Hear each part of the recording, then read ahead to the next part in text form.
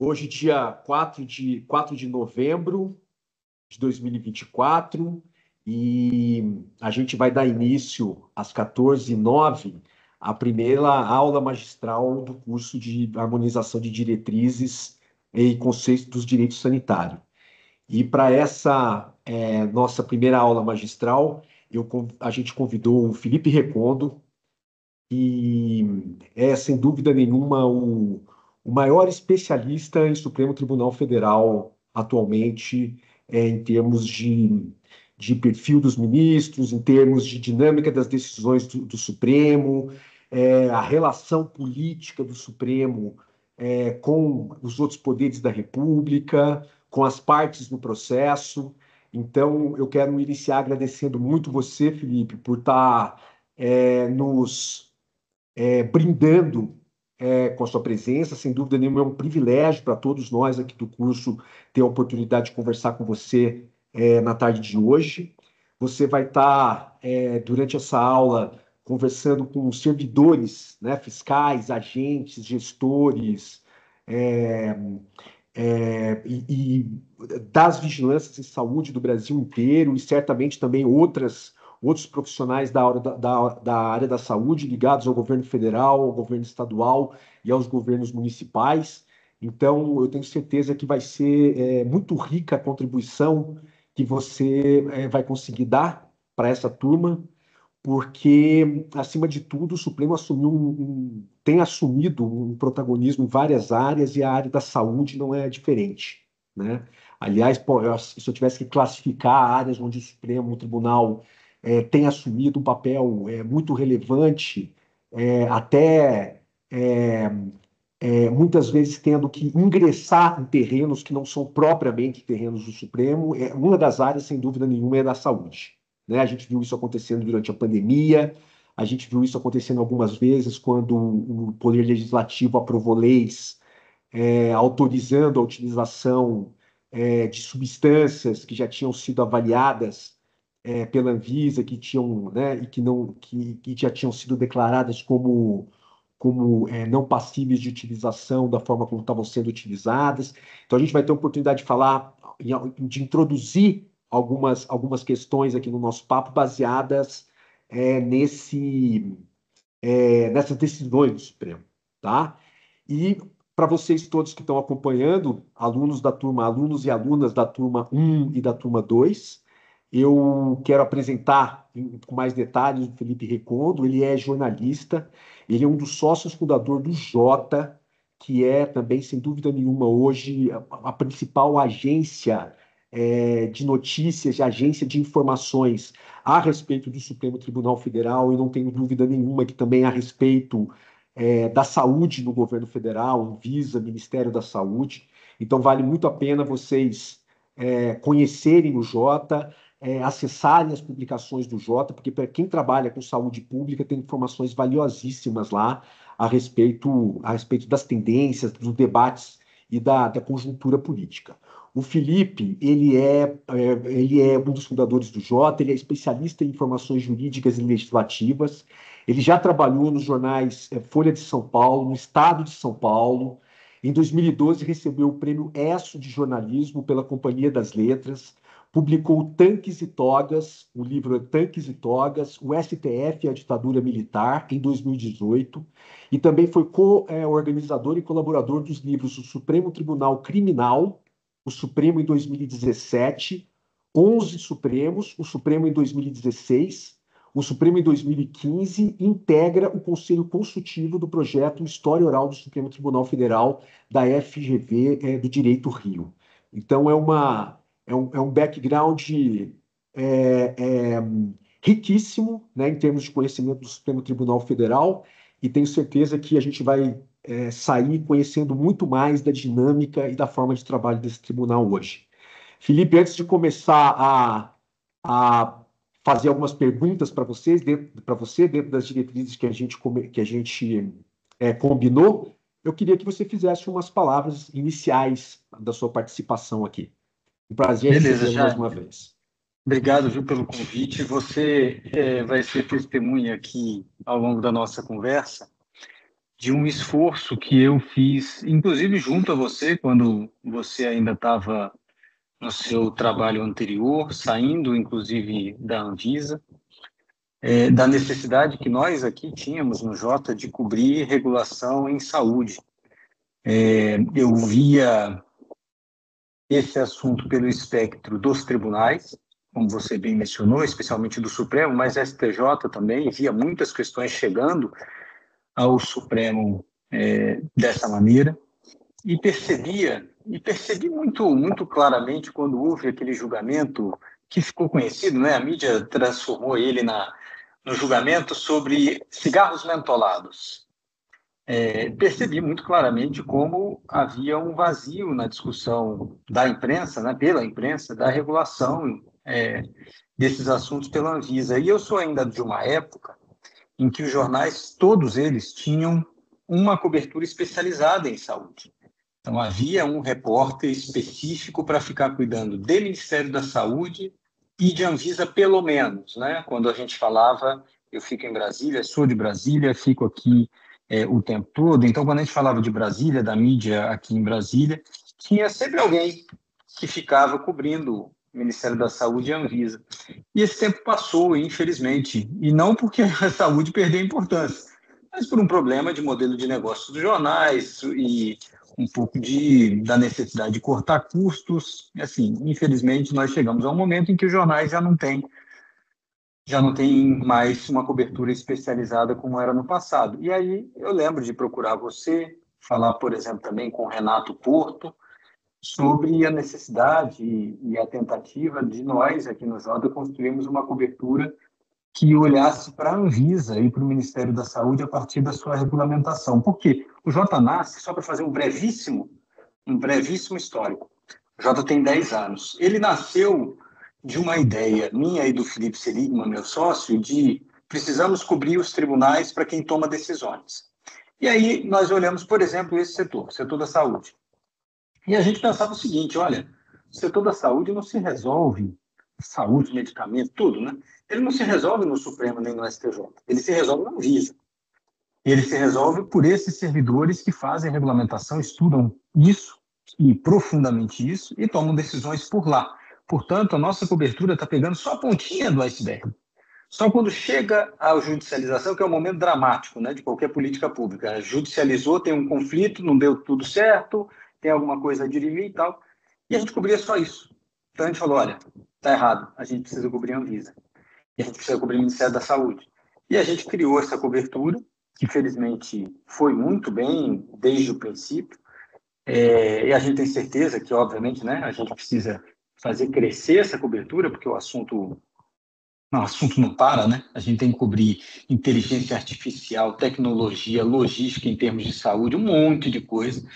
Mas a gente faz o nosso trabalho aqui justamente para crescer e para desenvolver essa cobertura. E do meu lado aqui, como você mencionou, eu fico olhando o Supremo Tribunal Federal e às vezes vou poder dividir um pouco isso, usar essa aula aqui e as suas perguntas, que eu sei que vão ser difíceis, Jaime, com uma espécie de divã também, porque eu vejo o Supremo tomando decisões em relação a essas políticas sem consultar esse público aqui, sem ouvir muitas vezes o que vem da Anvisa, ou fazer uma audiência pública, ou escutar os especialistas no assunto de forma pública também transparente, para tomar decisões. E isso é um pouco assustador. Isso é um pouco assustador mesmo para quem cobre o Supremo há quase 20 anos como eu. Então, vou poder usar também aqui o ouvido de vocês para dividir algumas inquietações também. E, novamente, já obrigado pela confiança e pelas palavras iniciais. Imagina, somos nós que agradecemos sua presença aqui. Felipe, você comentou a respeito dos cigarros mentolados, né? Que aqui tecnicamente a gente fala do caso dos aditivos, né? Dos aditivos Aham. flavorizantes dos cigarros, que aí entra cravo, menta, morango, alguns açúcares, etc. E coincidentemente, na sexta-feira agora, o Supremo retomou o julgamento desse caso, porque esse caso, na verdade, ele tem duas decisões para serem tomadas. Uma diz respeito a um dispositivo da lei da Anvisa que assegura um poder de polícia mais amplo para ela, né? Fiscalizar e controlar as atividades de interesse à saúde. Então, isso havia sido questionado.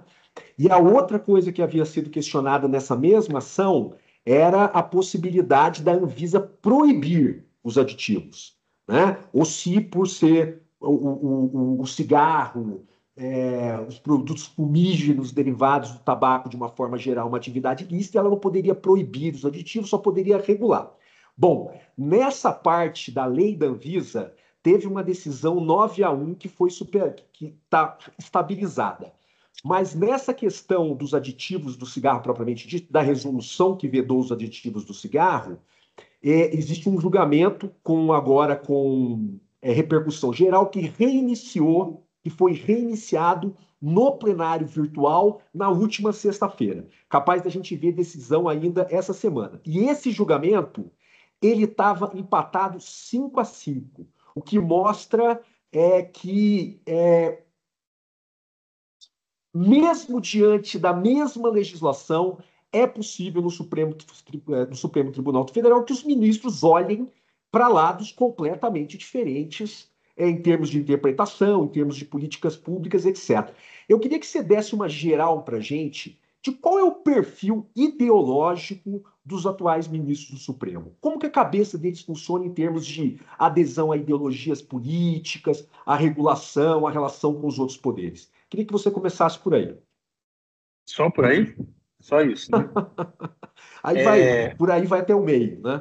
Você sabe que quando eu fui escrever o meu segundo livro, o primeiro foi, como você disse, o Tanques e Togas, e depois os 11. Os 11, um pouco analisando ali os bastidores do Supremo e tentar fazer uma apresentação para um público geral sobre como as alianças, por exemplo, se firmam no tribunal.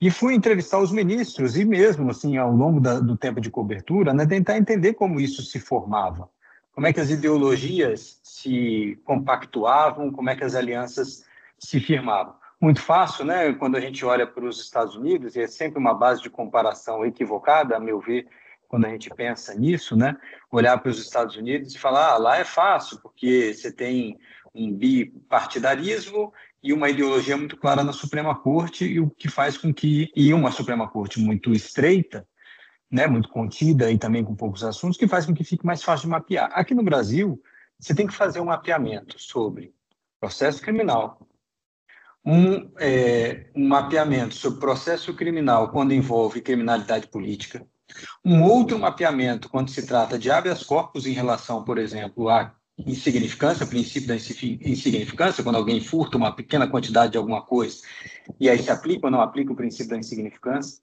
Você tem que fazer um levantamento sobre como é que o tribunal se divide em assuntos trabalhistas, em assuntos tributários, em assuntos econômicos, em assuntos de direitos fundamentais, de direito de minoria. Então, para você fazer esse mapeamento no Supremo, é extremamente complexo e é muito volátil. É muito volátil você tentar colocar isso aí dentro de um vidro e falar, não, agora está aqui toda a divisão do Supremo, não vai funcionar bem assim. O que a gente percebe cada vez mais, isso é um problema, e eu volto ao ponto inicial quando disse que ia usar vocês aqui também um pouco como divã, o Supremo é mais do que nunca, dentro do período em que eu cubro e estudo também, ele tem sido volúvel também a argumentos consequencialistas e argumentos, às vezes, que não são propriamente jurídicos. Argumentos, às vezes, de políticas públicas, argumentos sobre as consequências econômicas ou de saúde das suas decisões e por aí vai. O que faz com que a cobertura também do Supremo mude um pouco. A gente não se baseia mais apenas nos precedentes do tribunal ou em manifestações dos juízes a respeito daquele assunto. Em determinados casos, pode vir um processo em que faz com que essa estabilidade, esse equilíbrio que havia no tribunal, ele se mexa de um jeito que você não vai entender bem exatamente o que está acontecendo, a não ser que você saiba exatamente do ministro o que foi que mexeu com a cabeça dele naquele caso. Então, é muito difícil, inclusive, falar isso e escrever isso muito claramente, mas tem algo aqui que é metajurídico, que já não é mais do campo jurídico. Tem um argumento, por exemplo, nesse caso, né, Jaime, aí vocês me corrijam, né, que é, não, a gente, tudo bem, determinados aditivos não são ilegais. Você colocar menta não é ilegal, é permitido. Então, botar isso no cigarro, qual o problema, né? O argumento das empresas, especialmente. Mas a Anvisa, quando faz a sua política pública, está pensando, ou toma a sua decisão regulatória, está pensando em consequências disso. Será que os ministros vão concordar com esse tipo de cálculo? Às vezes, algum argumento de realidade pode ser mais interessante do que esse argumento jurídico. Não, menta não é ilegal. Portanto, o Supremo tenderia, no passado, a dizer, então, o Congresso Nacional que se vire. Isso aí tem que ser via legislação e aí o Congresso que faça alguma coisa. Outros podem pensar, olha, peraí, nós temos aqui adolescentes consumindo cigarros a partir desse caminho. Então, vamos tomar uma decisão que é de política pública. Isso faz com que eu não consiga responder para você, Jaime, muito claramente, e pegue um processo hoje no Supremo e fale, tá, esse aí vai dar o quê? No passado, eu me lembro, inclusive, de um episódio, eu encontrei o ministro Celso de Mello saindo da enfermaria, lá do setor médico do Supremo, e perguntei para ele, era um caso de lei de biossegurança, inclusive. Perguntei para ele, ministro, o que vai dar o julgamento amanhã? E ele me fez um mapeamento certinho do tribunal. Assim, tal ministro vota assim, assim, assim, assim, assim, e do outro lado assim, assado, e o ponto de divergência vai ser esse aqui. Eu fui para o julgamento e foi exatamente aquilo. Hoje, se você pergunta para um ministro, ele vai te dizer, ainda não sei. E se você pergunta para ele, hoje, com o julgamento virtual iniciado, ele também não vai saber. Talvez o ministro só vá saber como vai decidir na sexta-feira. O Isso faz Felipe, com que a gente fique meio solto. Isso é uma consequência, você acha, que pode ser atribuível ao fato de que há mais diversidade dentro do Supremo, ao fato de que os ministros eles se conversam e se entendem menos do que antigamente, eles estão mais permeáveis a argumentos que não são formalmente jurídicos, como você me disse, que aí, quer dizer, a equação se torna muito maior do que uma equação simplesmente pautada na Constituição. A que tipo de fator você atribui essa circunstância? Eu acho que tem inúmeros fatores, Jaime, mas eu vou ficar só em dois. O primeiro é, no passado, muito no passado, o relator era quem geralmente comandava as decisões do Supremo, né? Ele fazia o estudo do processo, ele fazia o seu relatório e o seu voto, e o tribunal reagia a ele.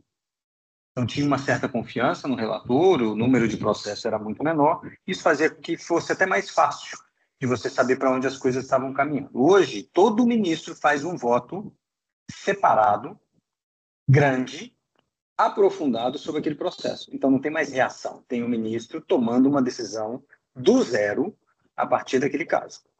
Então, não tem aquela coisa assim, o Jaime vota aqui primeiro e a gente vai reagir às opiniões que o Jaime expôs para aí a gente chegar a alguma decisão. Cada ministro chega com a sua decisão, com a sua opinião. Se tem lado positivo, tem lado extremamente negativo, mas não vamos entrar nisso agora. A segunda, eu acho que você foi exatamente no ponto.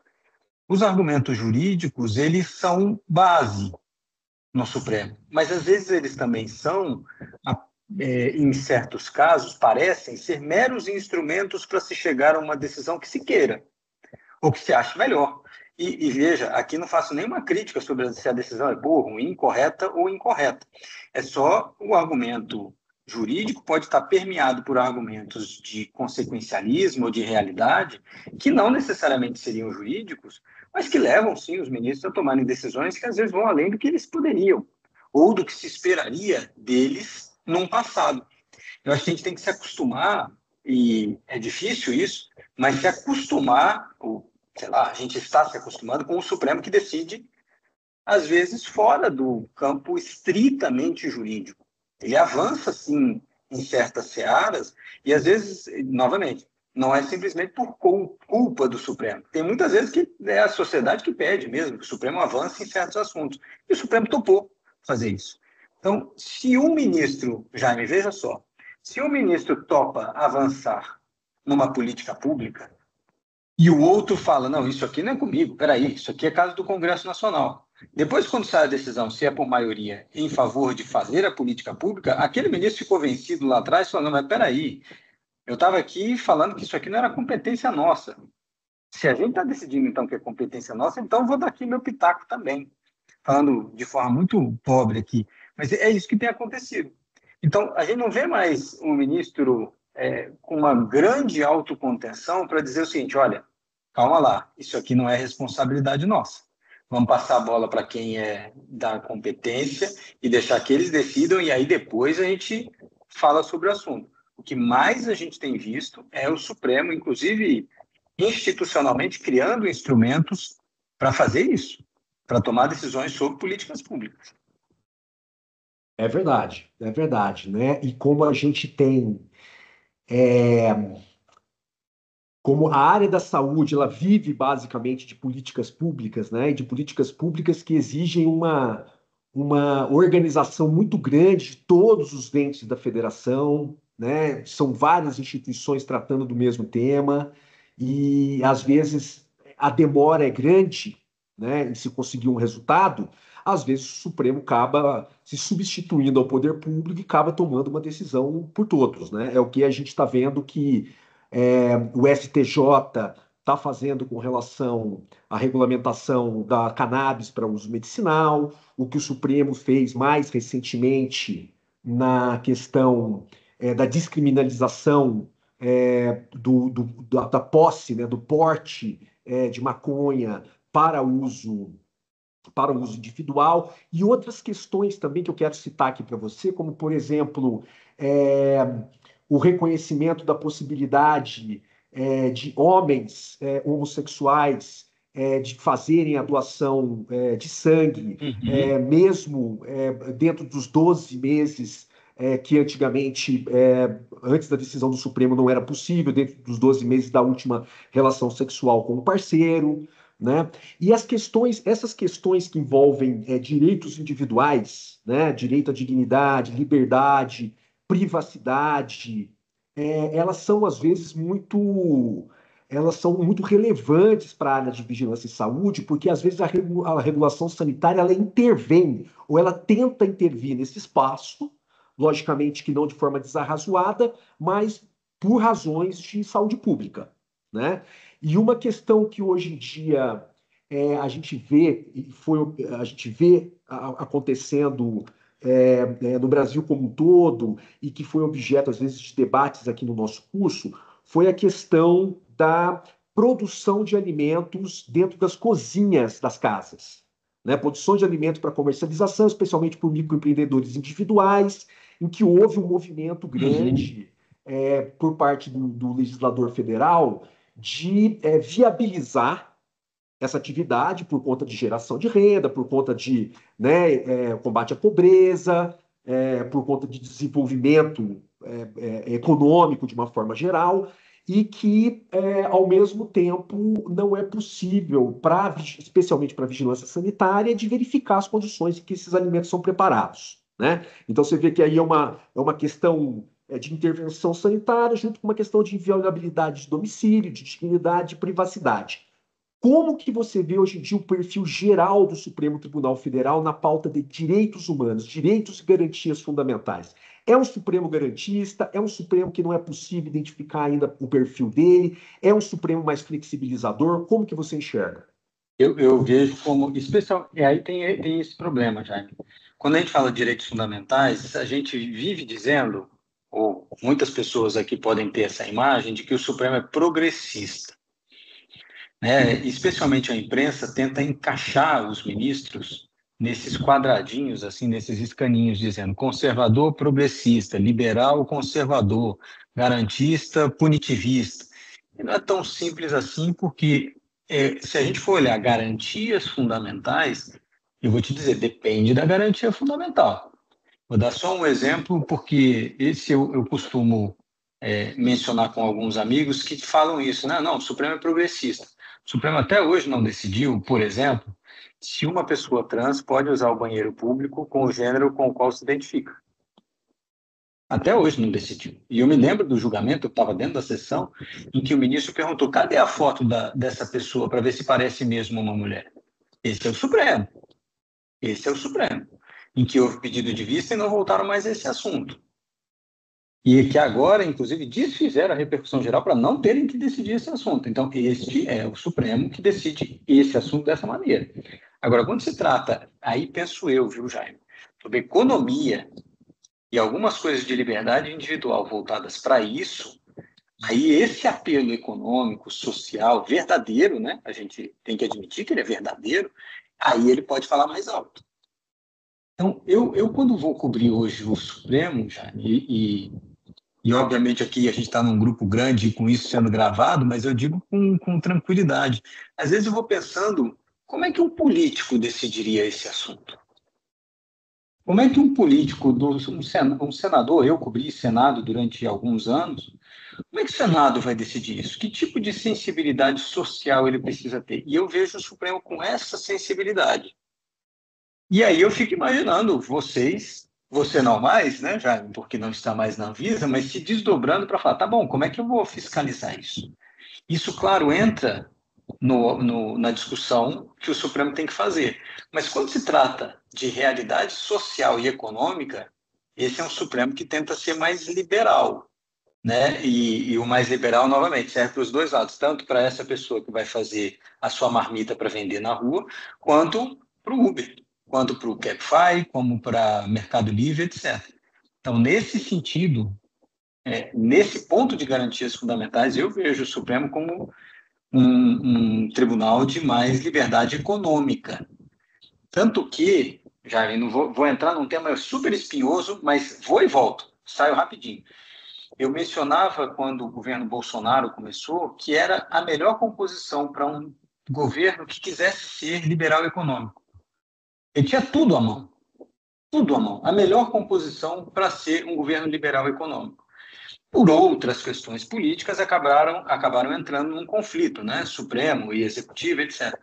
Mas esse é o mesmo tribunal, com algumas defecções nesse sentido, né? Ministro Flávio Dino, ministro Fachin especialmente, mas de resto, esse é o tribunal que vai sempre privilegiar um pouco de realidade econômica quando tomar uma decisão como essa. Interessante, interessante você ter dito isso. Isso é também quando a gente pesquisa decisões dos Supremos que contrapõem, né, intervenção regulatória com é, livre iniciativa, né? Mesmo atualmente o Congresso Nacional, né? Mesmo o Congresso Nacional ele tem empurrado um pouco mais a pauta econômica, de livre iniciativa, de liberdade Exato. econômica, né? E às vezes avançado em cima de assuntos da regulação, né? Então existe uma atmosfera dos grandes, né, dos poderes da República, assim, no sentido de assegurar um espaço, né? Um espaço de execução de atividades econômicas com um mínimo de intervenção do Estado. A lei da liberdade econômica, né, aquela Uhum. Declaração dos Direitos Econômicos, foi uma clara expressão disso. E aí, Felipe, eu vou entrar num outro ponto também que eu gostaria que você comentasse. A gente teve duas decisões muito relevantes para a área de vigilância em saúde, para a regulação em saúde do Supremo, é, relativamente recentes. Né? É na casa dos 2020, alguma coisa, 20, 21, por ali, que são. Uma diz respeito à pílula do câncer, tá? Eu vou sofisticar um pouquinho mais a Uhum. explicação para você, e outras são os anorexígenos, tá bom? A pílula do câncer foi aquela questão da fosfetanolamina, tá? Uma substância que em algum momento começou a ser anunciada como um suplemento alimentar capaz de contribuir com o tratamento do câncer. Obviamente, isso não tinha base científica nenhuma, né? Não havia estudos clínicos sendo desenvolvidos com essa substância, havia inícios de estudos ou estudos pré-clínicos sendo desenvolvidos numa universidade do interior de São Paulo, da onde esse assunto todo surgiu, mas o fato é que a Anvisa não compartilhou, né, da expectativa geral, no sentido de que isso ia ser aprovado como um suplemento, ia ser aprovado como um produto onde se poderia fazer alegações de tratamento do câncer, ok? E o Congresso Nacional aprovou uma lei, que foi inclusive depois sancionada pela Presidência da República e, posteriormente, foi objeto de uma ação de inconstitucionalidade do Supremo Tribunal Federal, que o Supremo Tribunal Federal, sem muita dúvida, foi um placar, né, não de unanimidade, se eu não me engano, mas um placar com uma diferença muito grande. Foi tipo 9-2 ou 10-1, coisa do gênero, né? Exatamente, alguma coisa assim. E o mesmo caso na questão dos anorexígenos. O que eram os anorexígenos? Os famosos inibidores de apetite, que eram utilizados muito nas farmácias de manipulação para, né, medicamentos manipulados e que, a partir de estudos internacionais e de acompanhamento dos efeitos colaterais e da eficiência desses produtos no mercado, chegou à contribuição de que a relação risco-benefício desses produtos não se justificava. Então, a Anvisa acabou proibindo a comercialização desses produtos. O Congresso Nacional tomou uma medida exatamente igual. Aprovou esses produtos por meio de uma lei. A lei foi questionada, mesmo placar.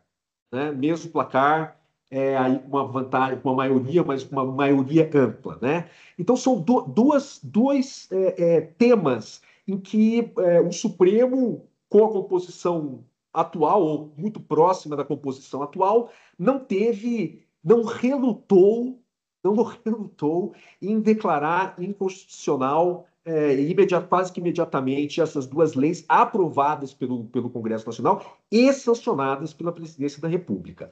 Como é a relação do Supremo Federal com o Legislativo? Em todos os temas que o Supremo tem uma liberdade tão grande, toma uma decisão tão rápida e por tanta maioria?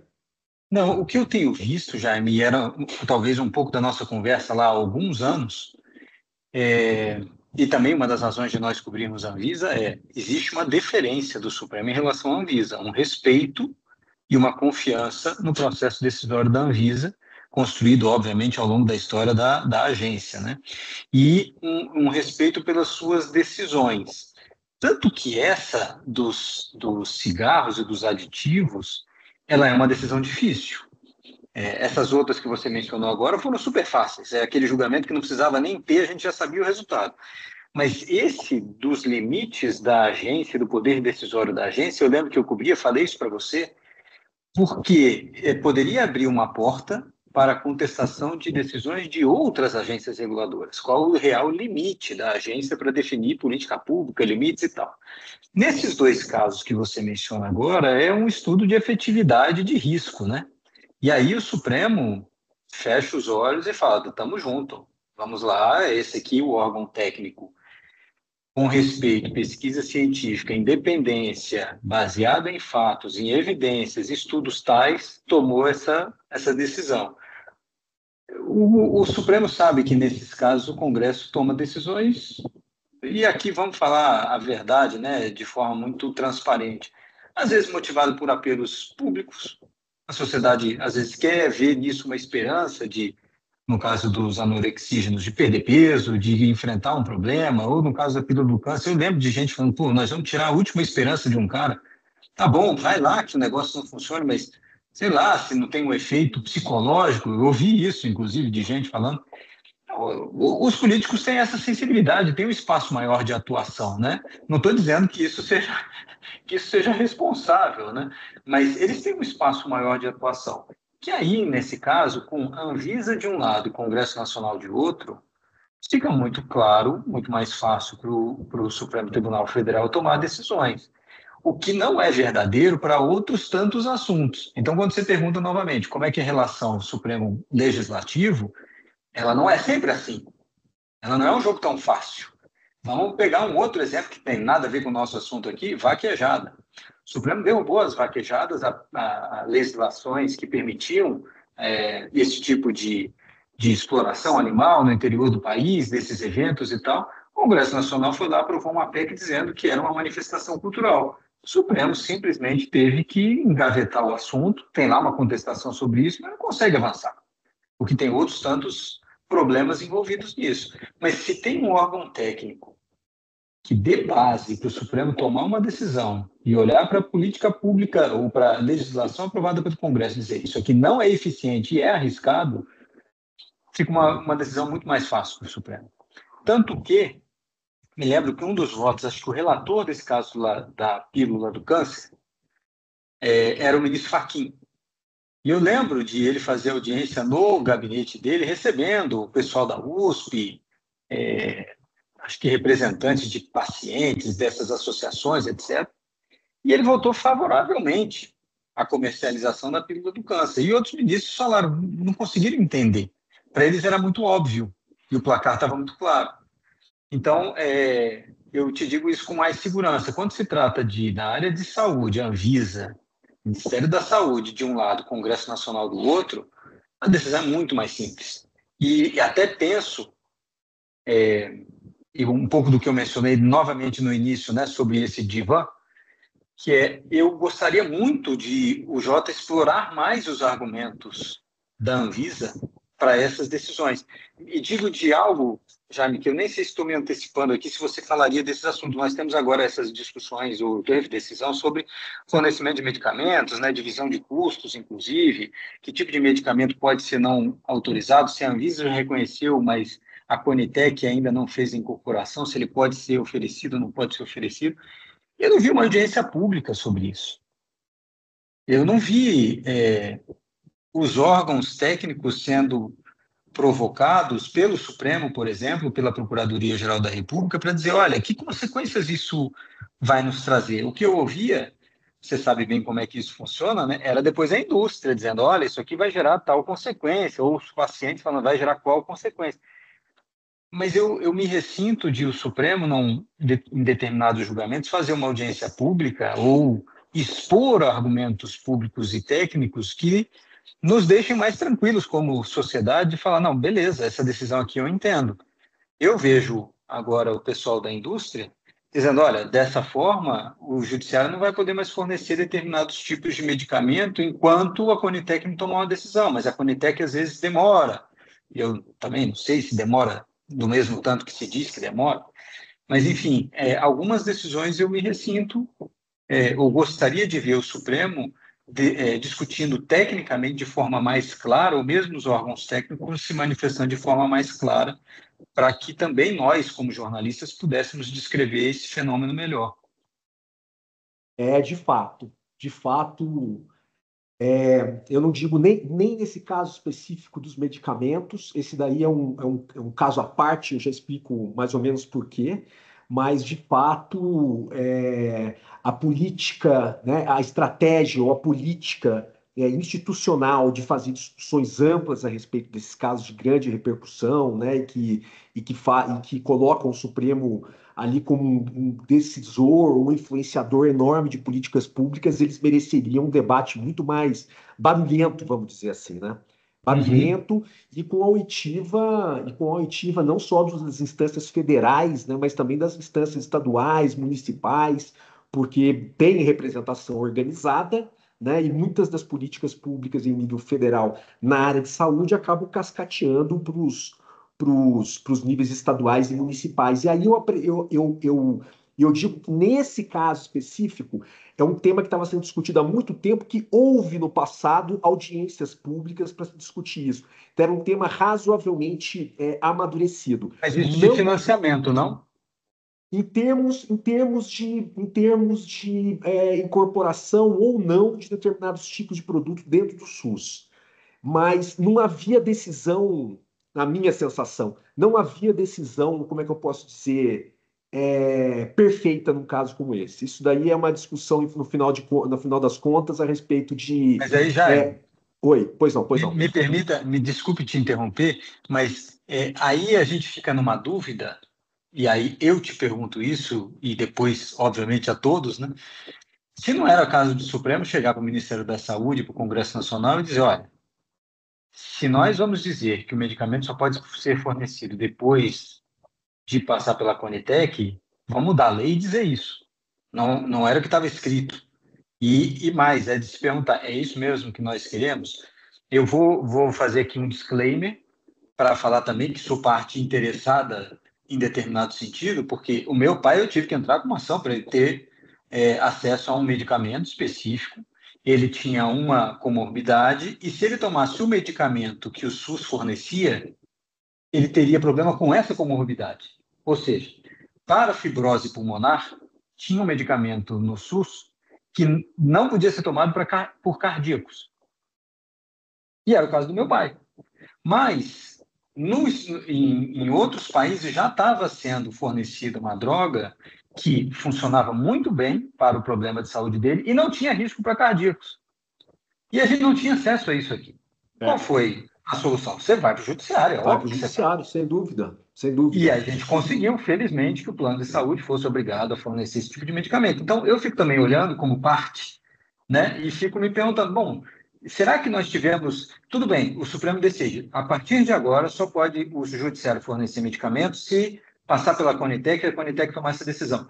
A Conitec tem instrumentos suficientes e necessários para tomar essa decisão rápida? Sim ou não? Não sei, né? E deve ter. Mas será que houve alguma provocação também do Ministério da Saúde perguntando, do Supremo para o Ministério da Saúde? Vocês precisam implementar alguma nova, outra Né? Eu, estratégia para isso? E eu acho que não eu, teve. não, eu creio que abertamente, né, abertamente para o público, etc., certamente com discussões que pudessem ser monitoradas, controladas por todo mundo, certamente que não. Eu acho que a Cecília ela tá fazendo uns comentários aqui, eu acho que ela vai ter informações interessantes para dar a respeito desse caso. Cecília, por gentileza. Então, eu gostaria de compartilhar com vocês um entendimento que eu tive participando dos simpósios, encontros regionais dos COSENs, né, que são os Conselhos Municipais de Saúde.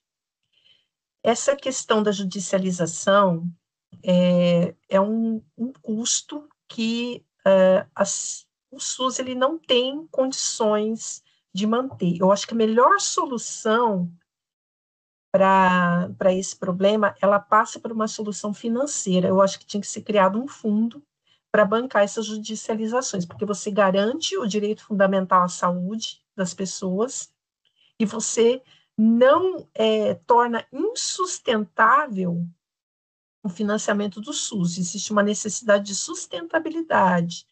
Já faz um tempo, desde 2017, né, que o recurso da saúde ele é praticamente o mesmo, ele sofre ele vem, tudo bem que mudou a lei agora, recentemente, acabou o teto de gastos, né, agora a gente já está dentro de uma outra esfera, outra lógica, né, mas mesmo assim os recursos são bastante limitados, né, e, enfim, eu acredito que a solução para esse problema, ela é além da questão jurídica, além de garantir um direito fundamental da população, ela é também garantir que existam recursos por meio de um fundo, alguma coisa, uma fonte extra de financiamento para bancar isso daí, porque o SUS ele não tem condições de manter.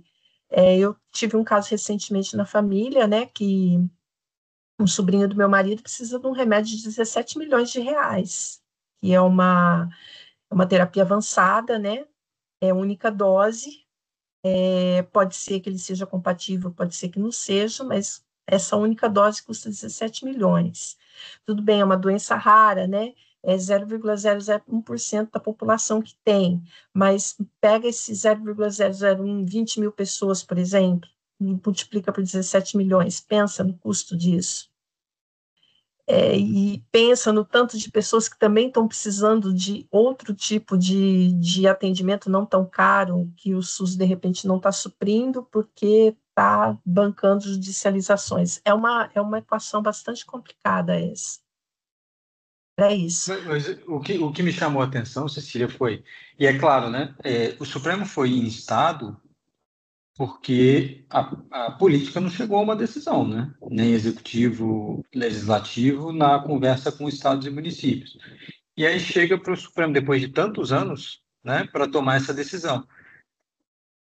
Só que não tem mais para quem recorrer, a decisão está tomada. Então, novamente, aí quando a gente se pergunta, né, o Supremo toma decisões, avança em políticas públicas, a gente legitima isso, né? A gente legitima isso como sociedade, o governo legitimou essa decisão, participando, inclusive, de encontros de conciliação para chegar a essa decisão que, no final das contas, decidiu isso, né?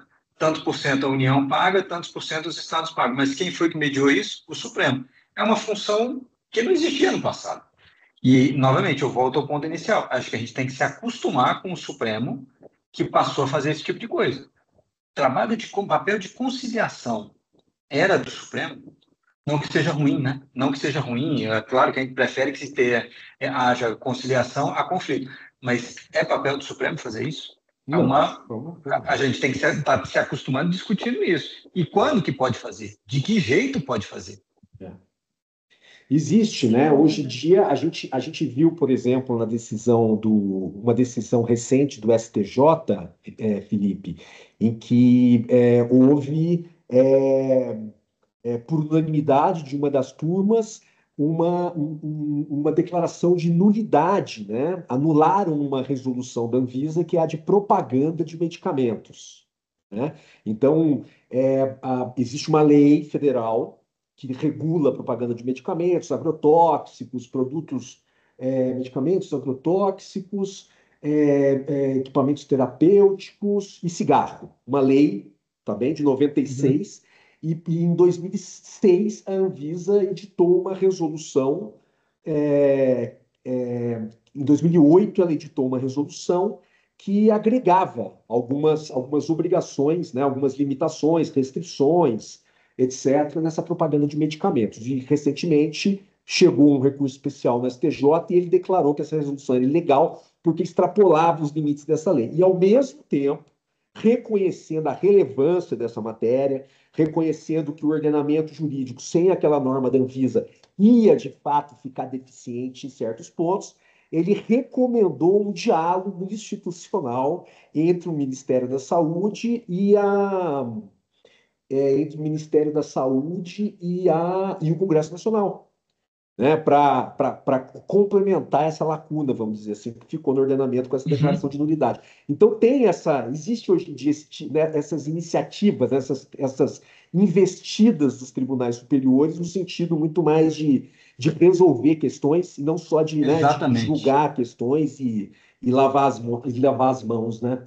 E aí, Felipe, eu queria pedir para você, ver se você comentava mais uma coisa importante, se você enxerga algum perfil geral no Supremo, ou se mais uma vez a gente está diante dessa situação de que cada caso é um caso, e dependendo da matéria de fundo, o Supremo vai olhar para um lado ou por outro. Relações interfederativas. As relações interfederativas, elas são muito relevantes dentro do Sistema Único de Saúde, porque no nível constitucional a gente tem aquelas competências concorrentes, a gente tem as competências comuns, e que no SUS elas são muito pronunciadas, né? O SUS ele tem fóruns onde se tenta se organizar isso, né? Então são as comissões intergestores bipartite, que são os estados, entre municípios e estados, e tem a tripartite nacional, tá? Onde tenta se organizar a atuação de cada ente da federação dentro da área de saúde, né? Então a gente tem decisões paradigmáticas do Supremo, por exemplo, como na época da pandemia, em que se entendeu que havia uma omissão da União na adoção de medidas para enfrentamento da pandemia e se deu liberdade plena aos estados e municípios, independentemente da coordenação em nível federal, de comprarem vacinas fora do país, de adotarem medidas específicas. Então, existem decisões desse tipo, mas, por outro lado, existe muitas vezes discussões a respeito de se municípios podem legislar na área de saúde, os estados podem legislar na área de saúde quando a legislação federal dispõe de outra forma, né?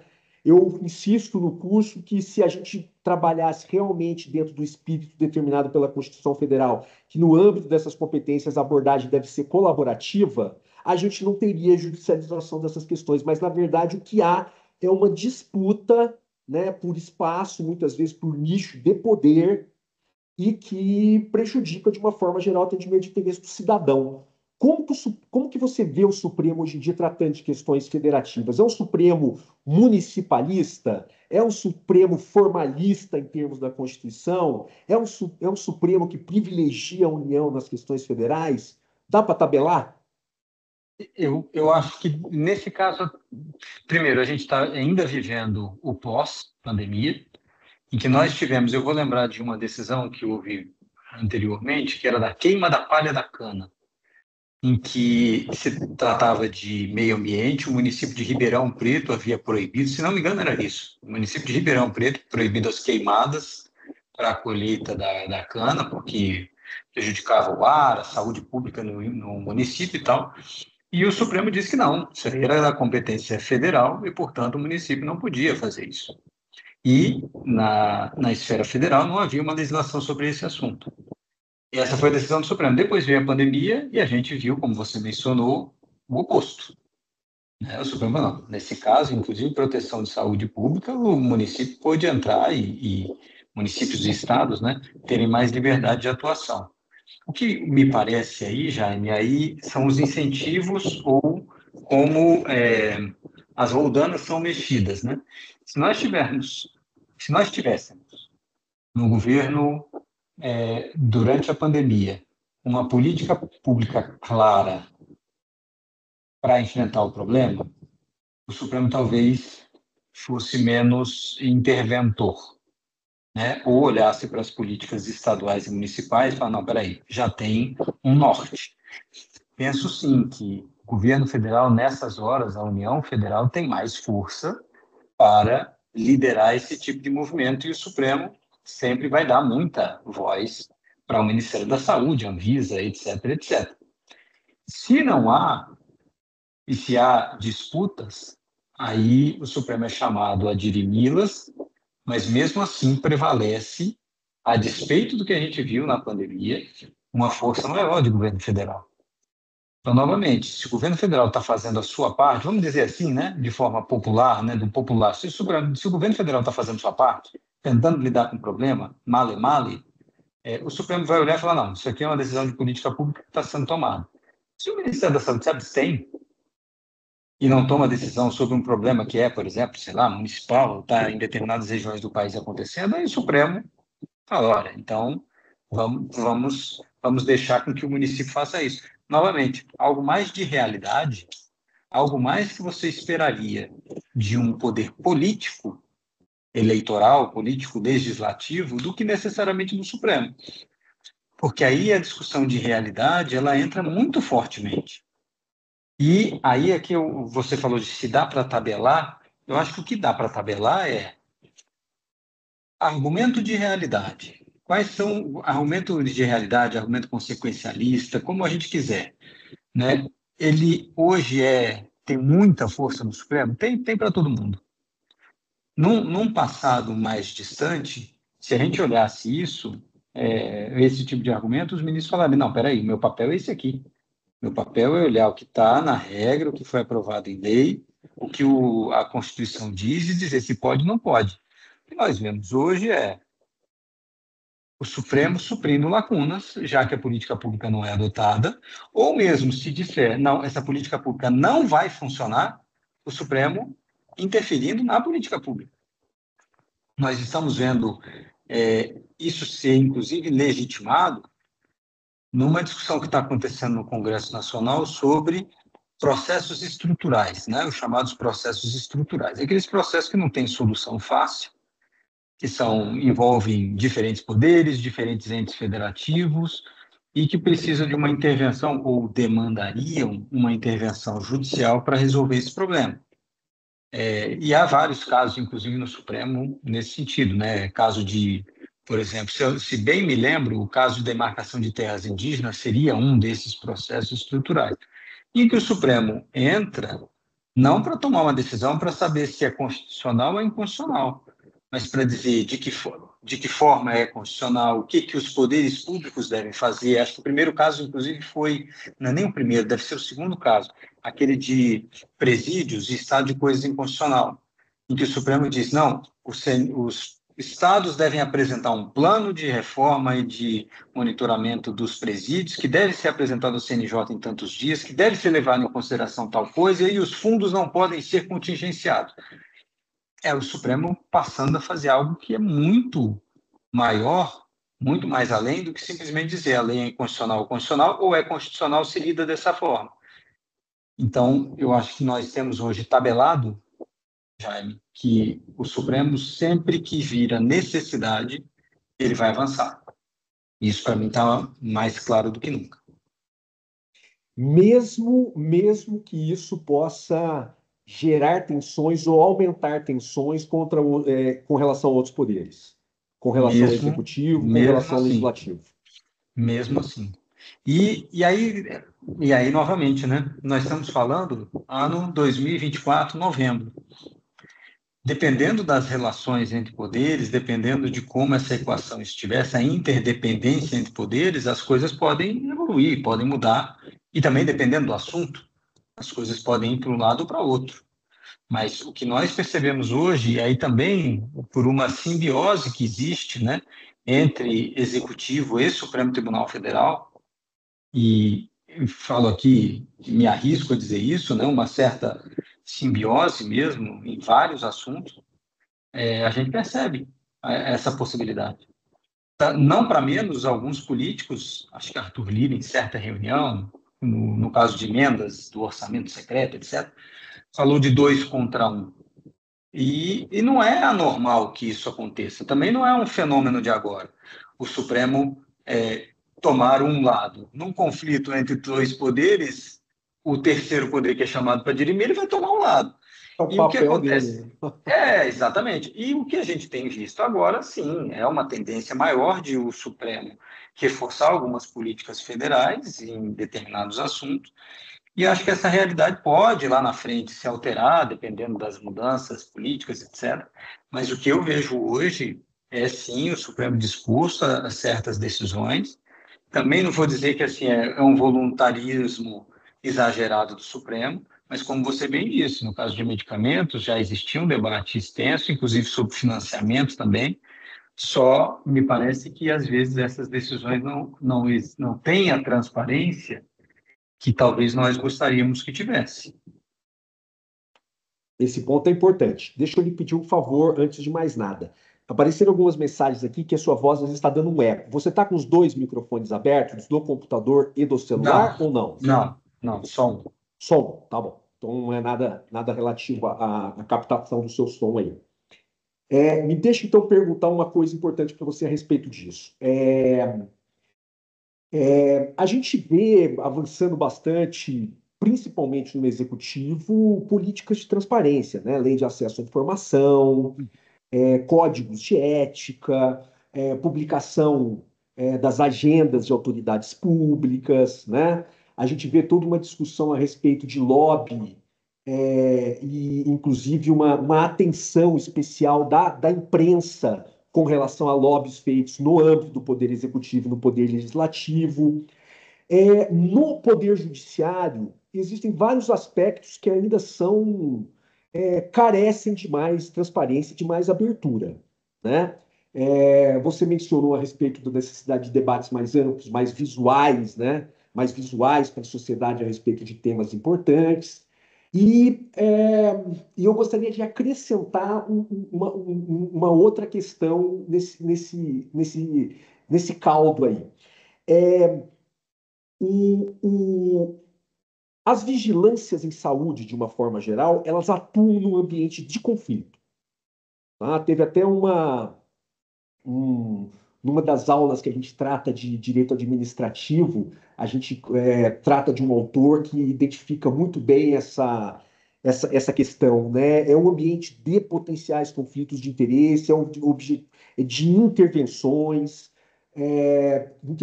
em direitos econômicos, em direitos individuais, é o poder econômico muitas vezes tentando confrontar a regulação, o poder político tentando confrontar a regulação.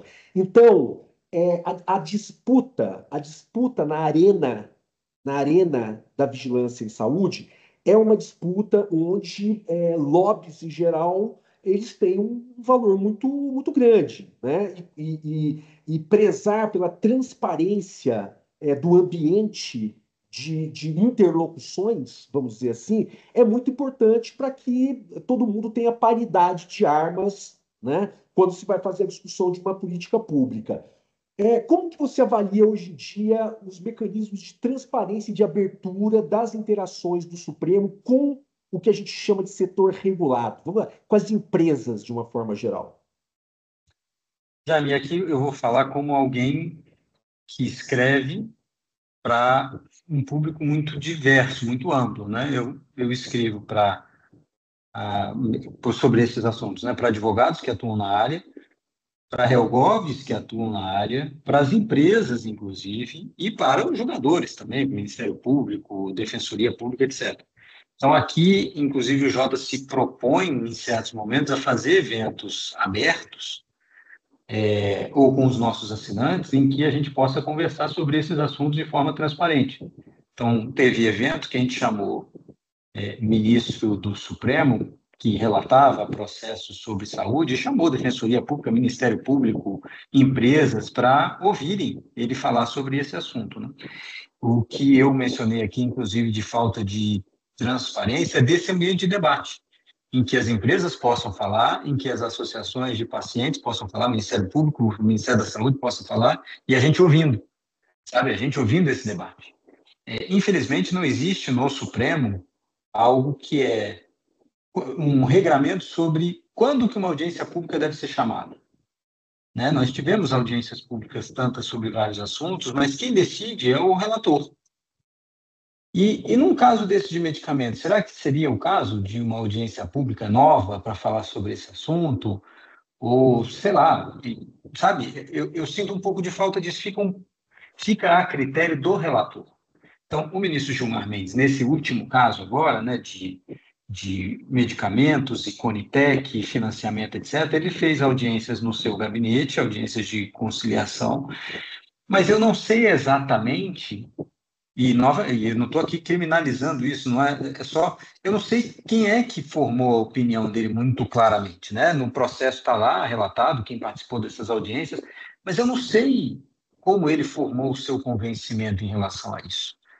Se fosse uma audiência pública, a gente teria visto todo mundo se manifestando e a gente poderia dizer, olha, o Ministério Público está se manifestando dessa forma, os laboratórios internacionais estão se manifestando dessa forma. E aí a gente entender qual foi o argumento que convenceu o ministro. Eu hoje não sei. Eu vou dar um exemplo. A doutora Ludmila foi chamada, Ludmila Rajaz, né? Às vezes eu troco o sobrenome, a pronúncia. Ela foi chamada no Supremo para falar desse assunto. Por que ela? Eu não sei por que ela. Ela tem uma especialidade médica, mas ela não é uma gestora de saúde, ela não é secretária de saúde. Por que ela foi chamada? Fizeram um almoço no Supremo e todos os ministros foram para ouvi-la sobre esse assunto. Nada contra, obviamente, mas eu queria entender por quê. Porque aí você privilegia um ponto de vista. Exatamente. Né? Aquela brincadeira que se faz. Se você bota 2 economistas numa sala, você sai com 3 teorias, 4 contas e por aí vai. Mas por que essa pessoa especificamente? Eu, como um jornalista que cobre, fico às vezes sentindo falta dessa explicação, né? Ou de um ambiente mais plural em que se possa ouvir outros pontos de vista. E isso acho que falha um pouco nesse processo de transparência. Os ministros não estão fechados a ouvir outros argumentos. Não para menos, quando a gente construiu o Jota há 10 anos, os ministros, a gente foi apresentar para eles nossa ideia, nosso modelo de negócios, inclusive, e eles falavam, é bom que vocês discutam os assuntos antes da gente tomar decisões. E acho que durante algum tempo houve um campo minado na relação entre setor privado e setor público, em que esse diálogo foi embaçado, ele foi interrompido. E acho que o Supremo hoje está muito aberto para esse tipo de diálogo. E esse tipo de diálogo não se dá simplesmente na presença, né? Assim, você, como representante da Anvisa, quer despachar alguma coisa ou quer levar um argumento para um ministro do Supremo. Existem tantas outras formas de se fazer isso, né? O Jota, por exemplo, publica vários artigos que são usados pelos ministros ou pelos assessores, às vezes para nortear alguma minuta de voto e por aí vai. Esse tipo de intercâmbio de opinião é muito relevante para eles e eles pedem cada vez mais. Não vejo, em relação ao Supremo, especialmente nesse assunto, aquela nuvem que pode trazer para as pessoas uma certa percepção de, olha aqui, ó, tem algum interesse escuso por trás disso aqui. Não vejo isso. A minha percepção é só dessa falta de transparência, às vezes, de critério. Por que dessa forma? Por que tal pessoa e não tal outra? Por que não fazer isso em público, ouvindo diferentes opiniões, e depois tomar-se a decisão? Eu acho que um pouco do que falta é isso. Mas quanto mais as pessoas falarem, escreverem sobre esse assunto, eu tenho certeza, mais o Supremo vai gostar para tomar uma decisão bem feita. O argumento que esse ministro usou lá há 10 anos, quando fomos apresentar o modelo do Jota, foi: depois que a gente erra, só tem embargo de declaração. E embargo de declaração não serve para mudar a decisão, é para corrigir erro. Só serve para corrigir obscuridade ou uma certa contradição. Então, realmente é preciso discutir antes. E eu gostaria que o Supremo se dispusesse a discutir mais determinadas questões antes. Caso, por exemplo, de descriminalização do porte de drogas para uso pessoal. Será que aqui não tem nada de posição ideológica, nada disso. Mas eu lembro do ministro Fachin no seu voto dizendo: a Anvisa tem que decidir qual é a quantidade. E uma das razões é porque eu não sei de que tipo de maconha vocês estão falando. Eu não sei que nível de THC vocês estão falando aí. 30 gramas de determinada erva pode ser muito mais problemático, sei lá, do que 30 gramas de outra erva. E os ministros não levaram isso em consideração. E eu acho que faltou um pouco desse debate. O ministro Fachin queria atribuir à Anvisa para dizer: ó, vocês é que vão regular aí, para dizer o que é esse negócio. E o Supremo tomou a decisão e vamos viver com isso. Foi isso mesmo. Foi isso mesmo. E hoje, né, de certa forma, ainda há, tomara, alguma oportunidade de corrigir um pouco essa amplitude das decisões a partir de agora da implementação dos protocolos de implementação da decisão que o CNJ vai ter que fazer em algum momento por determinação da própria decisão do Supremo.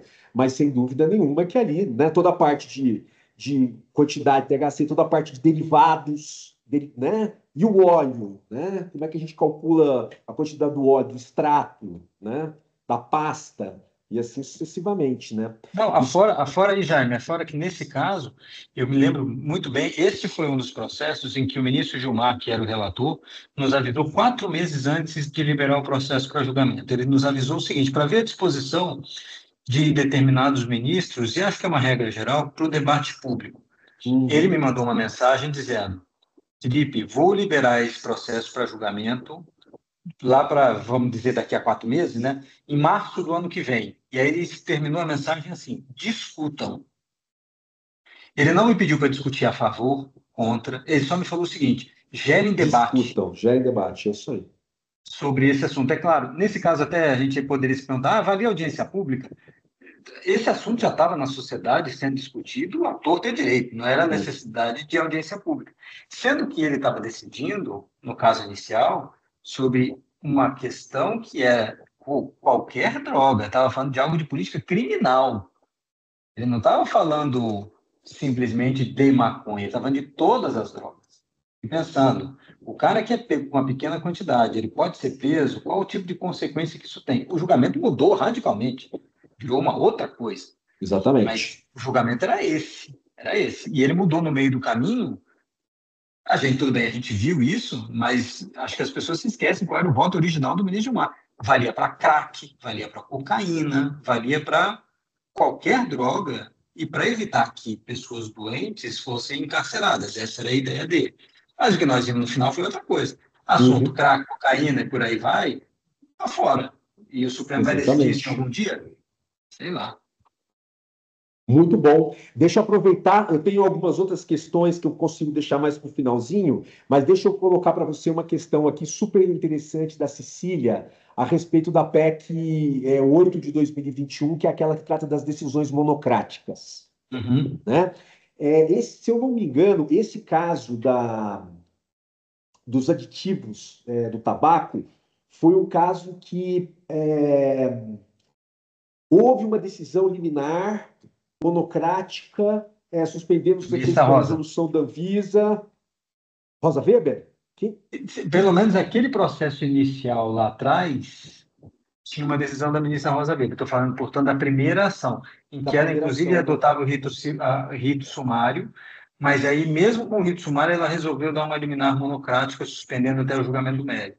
Isso, exatamente. Então, eu me lembro que foi dada essa decisão, o processo ele ficou sem debate, sem voltar para a pauta durante um longo período, depois retomou o andamento normal. Mas o fato, né, é que a gente, hoje em dia, a gente se depara muitas vezes com decisões individuais dos ministros do Supremo Tribunal Federal que suspendem imediatamente, às vezes, né, sempre com oitiva, mas às vezes com uma oitiva limitada, né, por conta de ser uma liminar, com uma oitiva limitada das partes interessadas, mas suspende atos que são atos que foram produzidos dentro de outros poderes com processos, com legitimidade, às vezes alguma razão de ser, né, ou uma razão sólida de ser sob o ponto de vista científico. E mais recentemente, essa questão ganhou mais visibilidade, né? Ganhou mais interesse para uma série de atores e começou a se discutir no Congresso Nacional através da elaboração dessa PEC, né? Com uma certa hesitação ou resistência do Supremo, dizendo que já organizou isso internamente, no regimento interno, com prazo para ser pautada toda a decisão monocrática, etc. Me diga o seguinte, como que você vê essa questão das decisões monocráticas e para a área da saúde é uma questão, uma faca de dois gumes, né? É uma faca de Eu dois acho que, gumes, né? acho que para todas, hein? Para todas, né? Para todas, exatamente. Acho que Se para for, né? todas. Se for uma decisão, no final das contas, é, que satisfaça claramente algum direito, né? Que esteja de acordo com uma política pública, ok. Se não for, Pois vai é, deixar, né? Vai deixar isso ser executado por um bom tempo, né? exatamente. O ponto, assim, esse caso da PEC, Cecília, a gente fez inclusive um programa um sem precedentes, nosso podcast aqui, a gente discutiu ela esmiuçadamente. A gente faz uma separação do motivo A e do motivo B. E o motivo A, que é um motivo político. Né? Existe uma disputa entre Congresso Nacional e Supremo, o Supremo avançou muito em certas questões, e o poder político está desconfortável com isso e está, de certa maneira, protestando contra isso quando aprova uma PEC. Ou quando aprova um pacote, né, na CCJ da Câmara, que é muito mais do que simplesmente essa proposta. Fosse essa a proposta única, eu acho que nós não estaríamos discutindo nesse nível em que nós estamos discutindo e falando de retaliação ou pacote anti-STF. Quando você coloca a possibilidade de o Congresso Nacional reverter decisões do Supremo ou aumentar o rol de crimes de responsabilidade de ministro do Supremo, aí nós não estamos falando mais de um problema que precisa ser resolvido. Aí nós estamos falando de conflito político. Mesmo que algumas pessoas, acadêmicos inclusive, defendam, de certa maneira, uma dessas outras propostas. Mas, enfim, no caso das decisões monocráticas, eu acho que o argumento do Supremo de que endereçou esse problema não é verdadeiro, não é 100% verdadeiro. Em parte, sim, o Supremo tem tentado enfrentar esse problema, já resolveu uma boa parcela, né? Hoje, uma decisão monocrática num processo desse de controle de constitucionalidade, vai para julgamento do plenário virtual praticamente na mesma semana ou na semana seguinte, o que não era o que acontecia no passado. Isso já é uma mudança radical, radical, em relação ao que havia no passado. Mas tem outras tantas decisões que não são dessa maneira, né? Então, o regimento interno do Supremo fala nessas ações, por exemplo, de controle de constitucionalidade, né? Ação direta de inconstitucionalidade ou a DPF, ação declaratória de constitucionalidade, tem que ser liberado para julgamento no plenário virtual. Mas julgamento em reclamação, não. Uma reclamação trabalhista, por exemplo, ou uma reclamação, por exemplo, de descumprimento de uma decisão do Supremo sobre, por exemplo, fornecimento de medicamentos. Essa reclamação pode ser dada uma liminar e ela não necessariamente vai ser submetida ao plenário virtual de imediato. E também o Congresso tenta limitar um pouco esse escopo, né? Não pode dar monocrática em processo que afete, por exemplo, orçamento. Bom, fornecimento de vaga em creche. para a criança, que já houve decisão no passado, mexe com o orçamento. Então não poderia. Um fornecimento de medicamento via reclamação mexe com o orçamento. Então não poderia um medicamento desses 17 milhões? Claro que mexe com o orçamento. Então tem um pouco de problema nessa PEC. Mas ela vai numa direção que todo mundo critica há muito tempo, né? De que o Supremo toma decisões individuais, ou os ministros do Supremo tomam decisões individuais e não compartilham esse poder com os seus colegas. Acho que nós ainda vamos enfrentar esse problema. Eu repito, o Supremo não resolveu ele de todo, resolveu em parte, ainda tem muita coisa a ser resolvida, mas eu não acredito que ela vá adiante. E eu não acredito que ela vá adiante porque ela vem com uma mensagem de que é uma retaliação política ao Supremo. Lembro de uma proposta do deputado Rubem Júnior, hoje PT do Maranhão, em que ele mencionava, em que ele reforçava o que já dito na lei das ADIs e das ADPFs.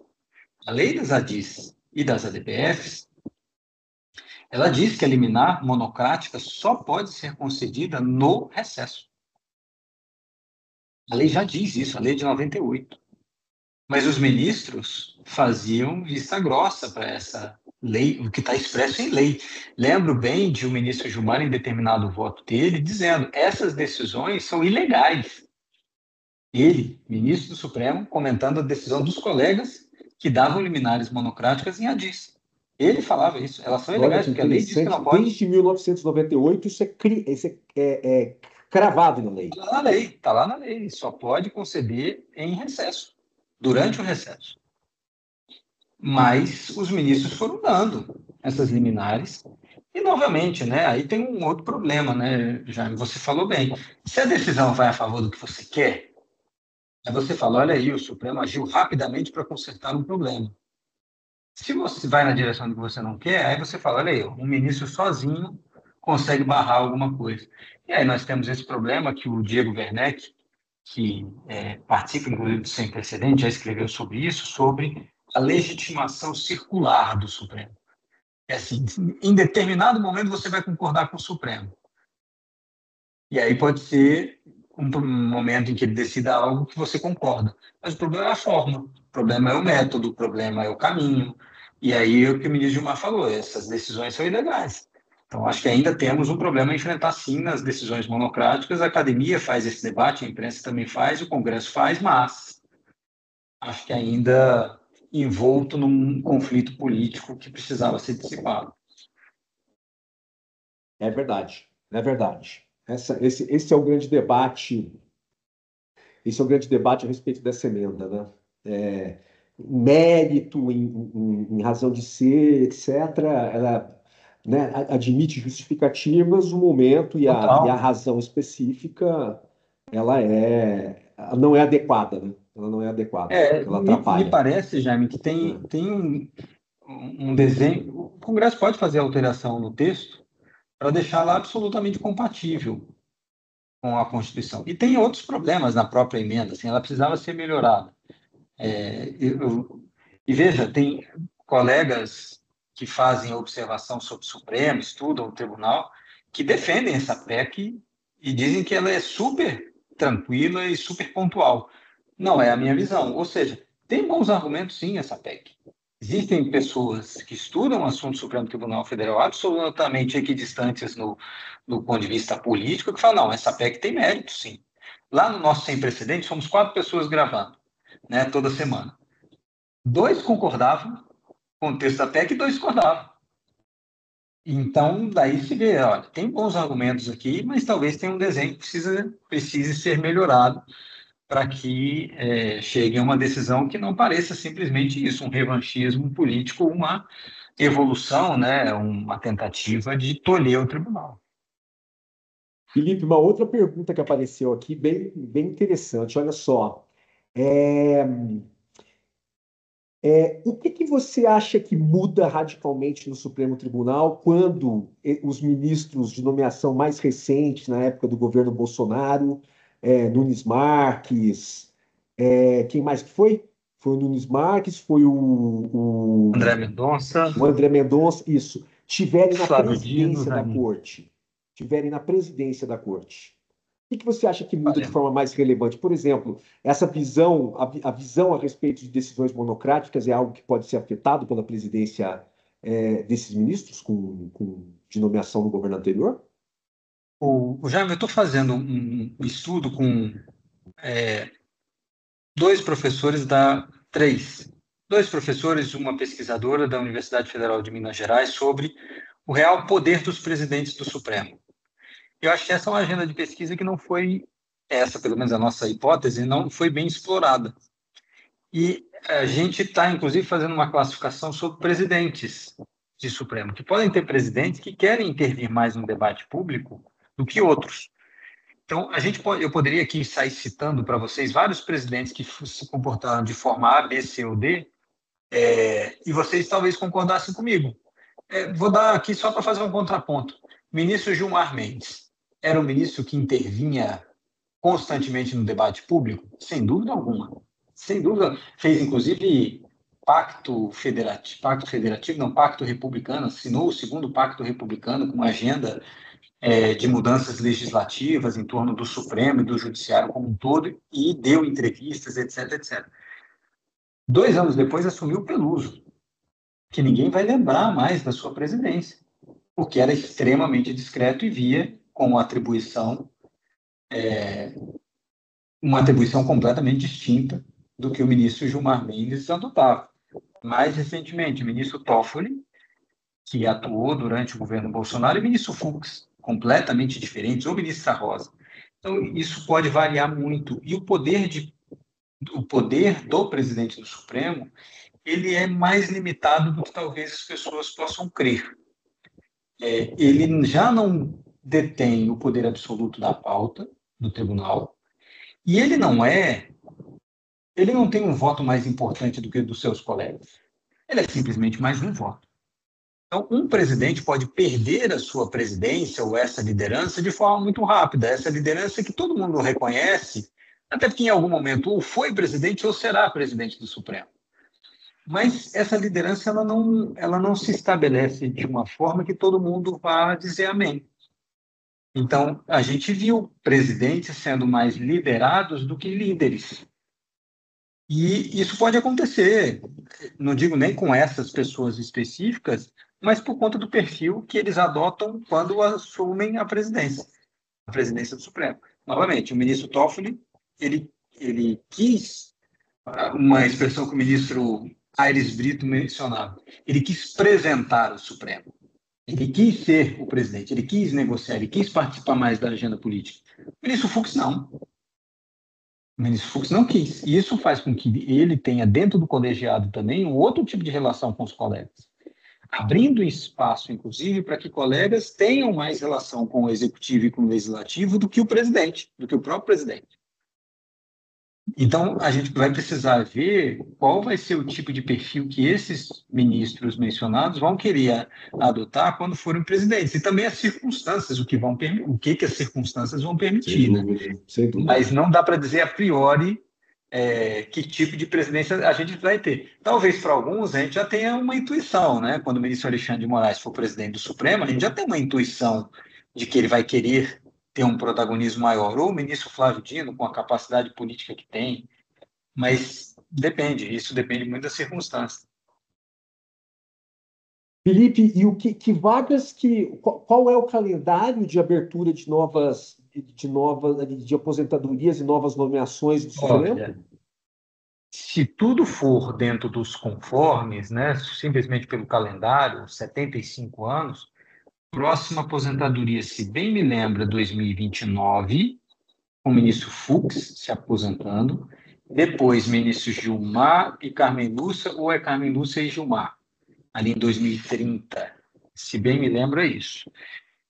Mas a gente sabe que ministros podem antecipar aposentadorias, e o que se fala, já se publicou, inclusive, né, de uma possibilidade do ministro Barroso, por exemplo, antecipar a sua aposentadoria. Eu, inclusive, perguntei para ele isso no programa Roda Viva. Ele disse que já pensou nesse assunto, hoje não pensa mais, mas já ouvi dizer que pensa sim, mas por aí vai. E é interessante essa sua pergunta, Jaime, porque uma peça que se muda no Supremo, ela é capaz de mudar muita coisa. Vamos pensar na saída do ministro Gilmar Mendes.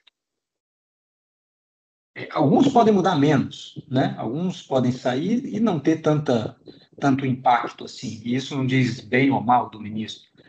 Mas outras trocas podem fazer uma baita diferença. A entrada do ministro Flávio Dino, por exemplo.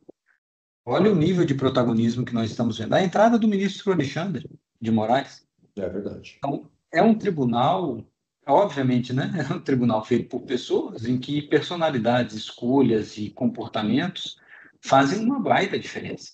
Lembro de conversar com o ministro do passado, o ministro já aposentado há muito tempo, e ele dizendo, olha, qualquer colegiado é assim, né? Na Anvisa também, você não vai ter todo mundo igual. Você vai ter alguém que é mais falante, que intervém mais, ou que é mais liano, ou que é mais incisivo. E isso faz muita diferença, né, no colegiado. No Supremo, a mesma coisa. Então, a saída de determinadas peças pode fazer com que o tribunal tenha um redesenho muito claro. Isso se menciona, né? Isso se falava da Suprema Corte Americana, que tem 9 ministros e não 11, que uma peça muda o tribunal. E não para menos, né? A gente olha as fotos, eu sou viciado em história do Supremo, você vai lá nas composições, todo ministro que sai e que entra, eles fazem uma foto, porque aquela composição é outra. E é realmente outra. Então ela Eles pode fazem ter uma composição, uma foto do colegiado. toda, Do toda, colegiado. Aham. toda vez que muda. Toda vez que muda, eles fazem uma foto nova, sai o ministro Fux e entra o ministro X. Eles vão lá e fazem uma nova foto, porque essa é uma composição nova. E as composições são tantas, né? E algo que é interessante, se isso acontecer mesmo, né, 2029 for a próxima aposentadoria, eu tinha feito essa conta, nós vamos passar, ou teremos passado, 4 anos com a mesma composição, É né? longo, é um período bom. Isso não Bom, vamos lá, é um período acontecia, longo. Hã? isso não acontecia desde 1956. Então, Caramba! quando a gente fala o seguinte, precisa de mandato, ou os ministros têm, e muita gente defende, né, o mandato para os ministros do Supremo, muita gente na academia que estuda isso a sério, só academicamente defende que tenha mandato. Mas a gente já tem uma rotatividade alta no Supremo. Já tem uma rotatividade. Se imagine 4 anos para ter uma composição, e isso não acontecia desde A, 56. praticamente de 56 a praticamente 70 anos. Exatamente. Você tem saindo aí um ministro a cada 2 anos, a cada ano, a cada 3. Num tribunal que decide esse tanto de coisa, para estabilizar uma jurisprudência. E ainda vem uma discussão, há 2 semanas, o ministro Fux mencionando, não, o juiz que sai e já votou sobre determinado assunto, pode o novo ministro que entra na sua vaga votar por ele. Aí você não tem mais uma estabilização de absolutamente nada. E nós já temos essa dificuldade, né? Eu lembro de julgamentos em que ministros falaram, não, o Supremo já tem jurisprudência sobre isso, mas eu não participei do julgamento, então eu vou dar minha opinião. E vota contrário à É, jurisprudência e reverte a é, jurisprudência. Aí você é. não tem uma estabilização. Isso de fato, não parece nada bom, né? Não parece nada bom. E aí não temos a menor ideia de quem pode vir, né, para essas próximas 3 vagas. As apostas são tantas, né? Mas isso depende, primeiro, de quem vai ser o próximo presidente da República, se Lula ou se alguma outra pessoa, né? A Exatamente. gente E é não. final de mandato, né? É uma indicação de final de mandato, né? Exatamente. 26, 26 para 29 é final de mandato. Então, Exatamente. né, o capital Isso. político é muito alto ou é muito baixo. Pois é, e aí a gente entra num outro ponto que vamos pensar aqui no ministro Teori Zavascki. O ministro Teori Zavascki não tinha nada de esquerda, nada de esquerda. Era um juiz mais conservador, inclusive na forma de decidir. E foi indicado pela presidente Dilma. O que ele tinha de similitude com a presidente Dilma Rousseff, né, em termos ideológicos? eu conversando com o seu amigo e quem fez a ponte, inclusive nos apresentou já, em Beto Vasconcelos, ele mencionava, olha, é alguém tão discreto quanto ela quer que seja, e que não tenha receio de opinião pública, de tomar decisões difíceis, etc. Foi assim que a Dilma decidiu pela indicação do ministro Teori, que já vinha do STJ e tal. Talvez esse perfil a gente não tenha mais. Talvez a gente tenha entrado numa série histórica em que presidentes vão escolher aqueles que são mais próximos a ele. E aí vão ter que usar o que você mencionou, já, o capital político. Então, se o presidente Lula quiser indicar lá em 2029 alguém muito próximo a ele, talvez ele não consiga. A não ser que essa pessoa seja alguém já muito reconhecido pelos seus méritos de carreira e tal. Mas eu acho que talvez nós tenhamos entrado, vamos ver se isso permanece, né, numa fase em que o cara que é o do meio, né, o técnico, ele talvez não tenha vez, não tenha vez nem voz. Vejamos as últimas 4 indicações. André Mendonça, advogado-geral da União e ministro da Justiça do Bolsonaro. Nunes Marques, que o presidente Bolsonaro dizia que tomava tubaína com ele. Uhum. E do outro lado, Zanin e Flávio Dino. Né? Então, não inclusive, viraram protagonistas, né, no tabuleiro político, né? Então é uma peça que, né? Eu não sei se isso, e, novamente, não é que não tenha precedente na história. Nós já tivemos, para voltar muito no passado, a primeira composição do Supremo tinha um ministro do governo na composição. Isso mesmo, ele era ministro do governo e ministro do Supremo. Acumulava. Acumulava, mas era o Supremo começando a ser Supremo. Né? E nós tivemos, sim, durante o governo, por exemplo, do João Goulart, gente do governo sendo indicada para o Supremo Tribunal Federal. Então, não é uma coisa assim tão sem precedentes assim. Mas a gente tinha no meio do caminho algumas figuras que fugiam desse padrão. A dúvida é: nós vamos ter pessoas que vão fugir desse padrão? É algo para a gente ficar acompanhando e analisar. Excelente, excelente. Bom, esses 4 anos, pelo menos para mim, caíram com uma boa notícia, porque, né, oscilação de posições, especialmente do Supremo Tribunal Federal, não é algo desejável, né? A gente já tem muitas decisões de temas importantes que são decisões apertadas, né? 5-5, né? E outros placares muito próximos. Então, espero que nesse decorrer do tempo, vários temas que estão aí em pauta sejam decididos com uma certa estabilidade, porque ela é importante para planejamento, tanto do setor público Jaime, quanto do setor privado.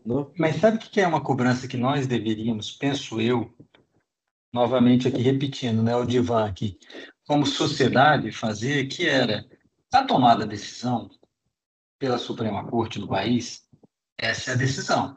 Vamos discutir, vamos discordar, vamos mudar a legislação se for o caso, etc, etc, mas essa decisão está tomada. O que acontece, infelizmente, toma-se uma decisão, muda alguma coisa no meio do caminho, o tribunal também muda. Ou muda uma peça do tribunal e o tribunal vai lá e muda a decisão que foi tomada. Temos exemplos tantos em relação a isso, tantos. E isso não é positivo. Isso leva para nós, como observadores do Supremo, como quem vai tomar decisões baseado no que o Supremo decidir, uma grande insegurança e uma certa desconfiança também de qual a real razão para decidir essa questão. Por que troca um ministro e esse ministro fala, não, eu não participei do julgamento, então eu posso decidir agora como eu quiser? Por que não a estabilização? Pois é. Juridicamente falando, né, o instituto que deveria garantir essa estabilidade é uma coisa julgada, né? Essa questão já foi apreciada, já se chegou a alguma conclusão pelo judiciário, né, dentro da governança do judiciário, não se discute mais isso. Né? Que nem falava o professor mesmo que tenham decidido que a roda é quadrada, não se mexe mais nisso. Mas não é isso que a gente tem visto, né? Essa estabilidade de liminares, essa estabilidade de posicionamentos, mas isso que você falou a respeito da troca de ministros também né, pode ter contribuído para isso, né? Porque, de fato, um giro tão grande, né, um entra e sai tão grande. Mas, ô, Jaime, Né? eu vou te interromper para discordar de você, respeitosamente, evidentemente, por quê? Porque teve ministro nesse período que mudou de voto no mesmo caso. E não é por evoluir, por simplesmente perceber o seguinte: não, eu fui convencido pelos meus pares de que o meu argumento não era o melhor. Portanto, vou acompanhar a maioria. Isso a gente via muito no passado, né? Ministros iam para o debate no julgamento, no passado que eu falo, assim, mais de 20 anos, 30 anos, iam de peito aberto para o tribunal, começavam a discutir certos assuntos e eles iam evoluindo, concordando com os colegas. Até isso tem acontecido um pouco mais agora no tribunal, tá? Tem acontecido mais até. Mas a gente via isso acontecer mais. Mas nós vimos ministros no mesmo assunto votando de um jeito em certo momento e as circunstâncias políticas mudam, eles votando no sentido contrário. Isso é totalmente indesejável, E né? aí você se pergunta, mas peraí, o que aconteceu aqui? Temos um caso agora que está em discussão, nada a ver com a nossa pauta aqui, mas é tribunal, que é de foro por prerrogativa de função. Afinal de contas, quando é que deve se manter o foro no Supremo ou não? O tal do foro Parlamentar cometeu. privilegiado, né? O tal do foro Exatamente. privilegiado. Uhum. E aí, o Supremo passou a perceber, e os ministros falam isso em reservado, que se os deputados não forem mais julgados pelo Supremo, o Supremo também perde um argumento de força junto ao Congresso Nacional. Porque ter os parlamentares dependendo de uma decisão do Supremo, politicamente, é muito relevante para o tribunal. E no momento em que o Congresso Nacional parte para cima do Supremo, o Supremo olha para isso e fala: opa, peraí, eu não posso perder esse poder. Então, é um argumento político razoável, mas que vai contra o que foi decidido num passado recente. Aí é um problema, aí é um problema. E mesmo que fosse alteração de composição, aí novamente, né? Tinha que ter uma certa deferência pela jurisprudência, e claro, não se pede que o Supremo não possa rever as coisas, afinal de contas, a realidade também muda. Mas aí nós precisamos também ser convencidos, como sociedade, de que é uma mudança significativa e que justifique uma alteração do Supremo Tribunal Federal.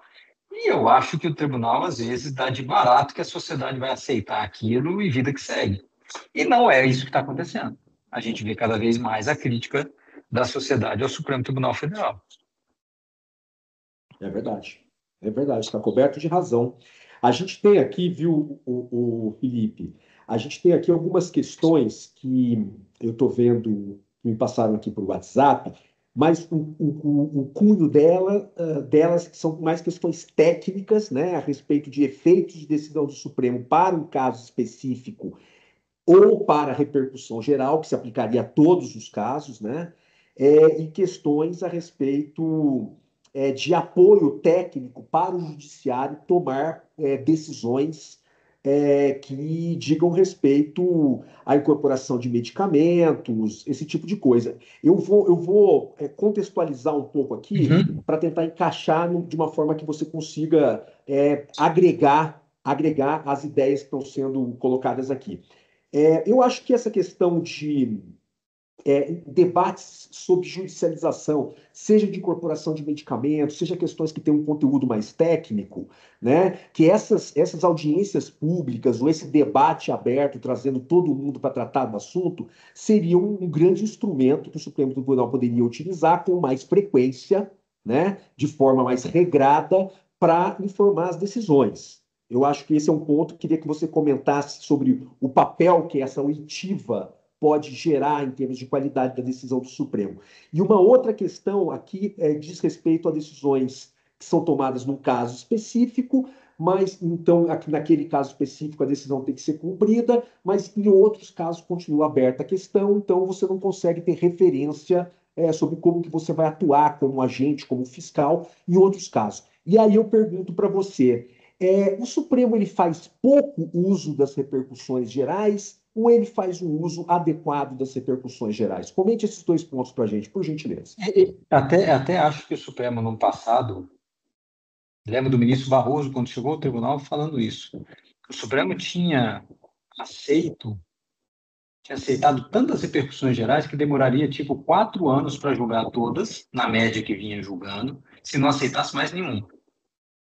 Então, o Supremo se valeu muito do Instituto, da repercussão geral, para tentar dar um norte para determinadas questões.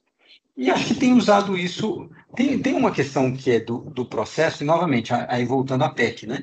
Voltando a uma das PECs, né? Dizendo que o Supremo teria que dar a decisão, ou só poderia dar a decisão liminar sobre determinado assunto de forma colegiada, e depois deveria julgar isso num prazo X, 6 meses. Senão, a liminar perderia validade.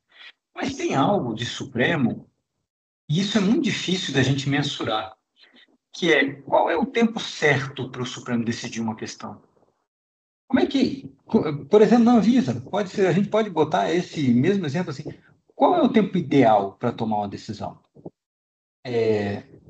Eu lembro de conversar recentemente com um desses decisores e eu perguntei, quando é que o senhor deve tomar essa decisão específica que é muito importante? Aí ele falou, quando estiver pronto.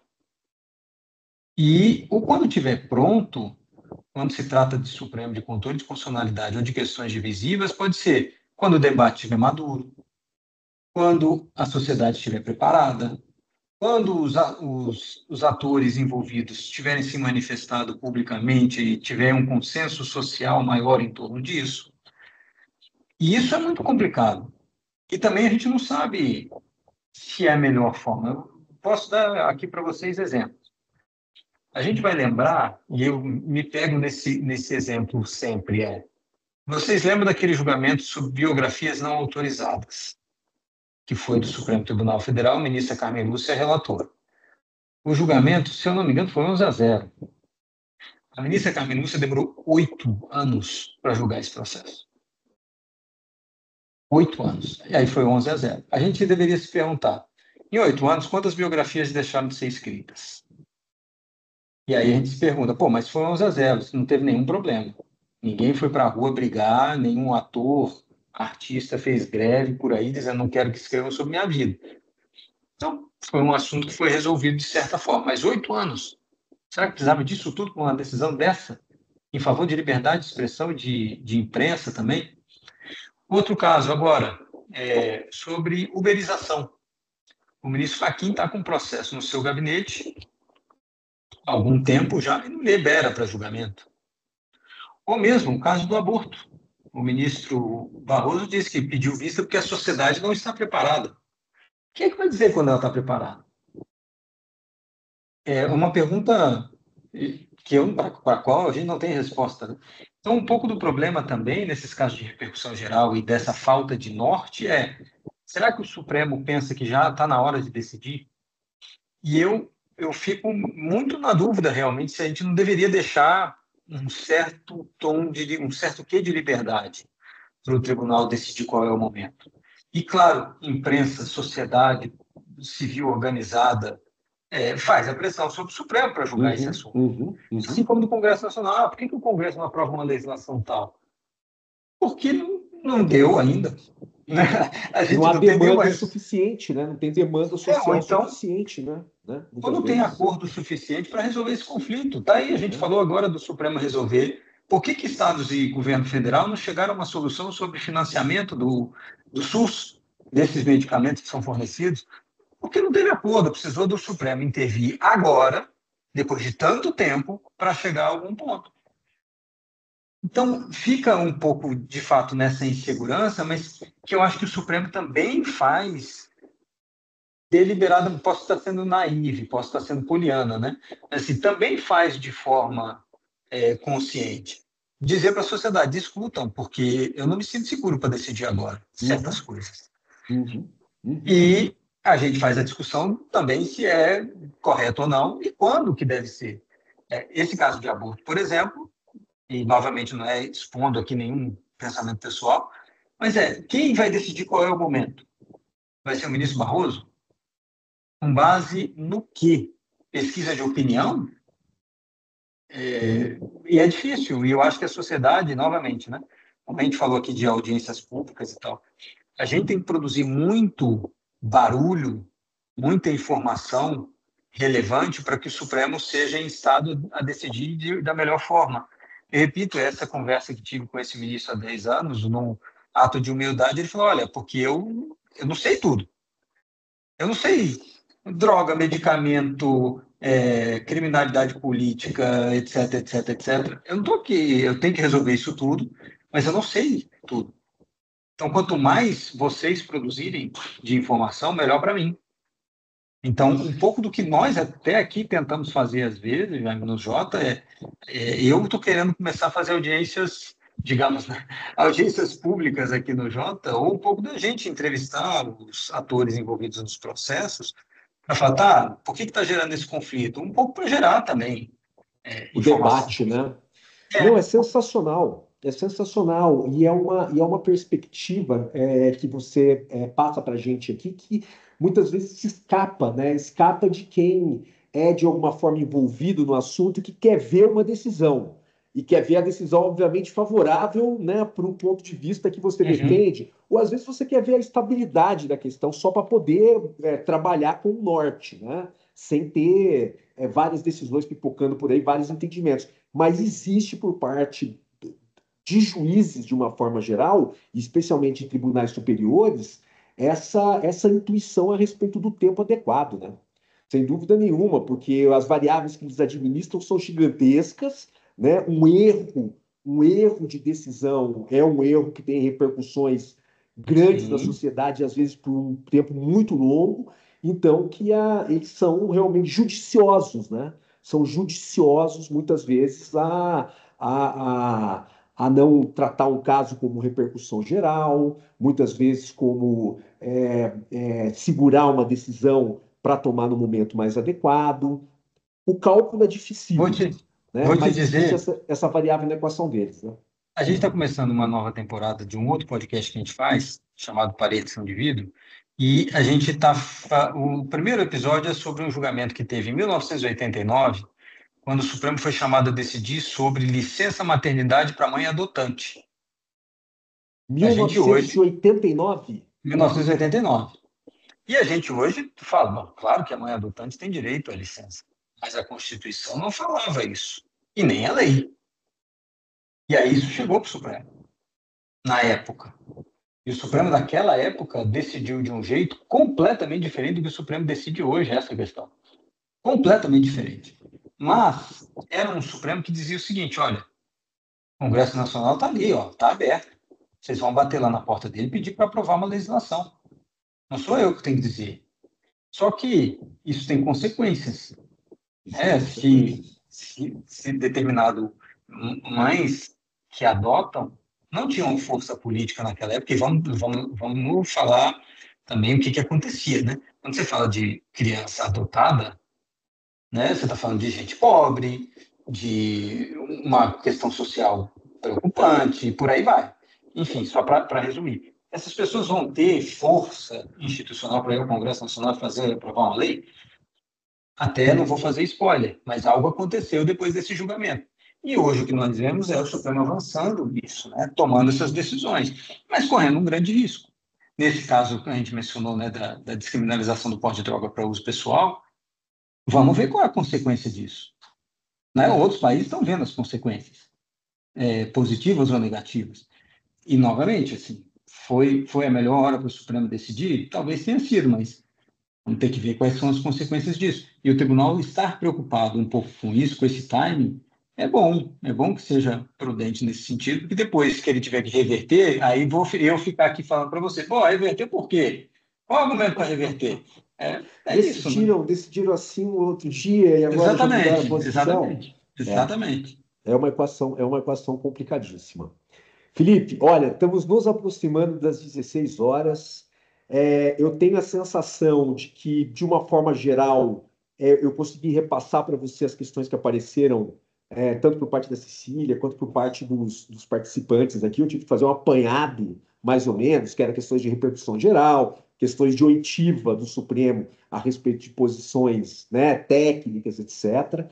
E eu quero encerrar aqui lhe agradecendo muito por a sua disponibilidade em vir falar com a gente. Eu não tenho dúvida que enriqueceu demais é, toda a programação que a gente tem para o curso. A gente tem uma disciplina específica que chama Vigilância em Saúde nos Tribunais Superiores, em que a gente foi olhar decisões específicas. Algumas dessas que eu falei, que eu conversei com você aqui, são decisões que a gente comentou lá, mas sempre falta, né, esse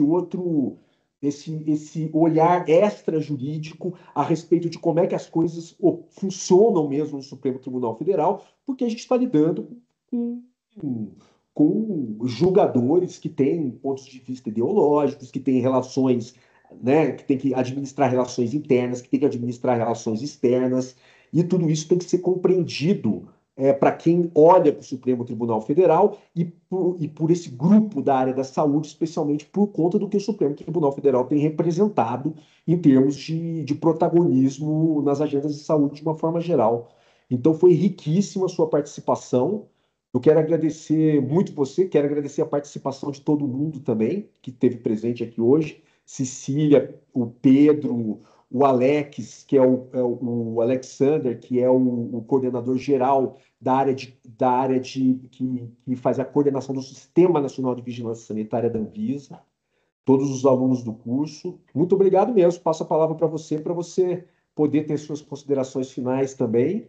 E, e espero poder contar com você em outras oportunidades do Sempre, curso sempre, também. já. Né? E eu faço aqui só uma provocação para também terminar, eu falei demais até.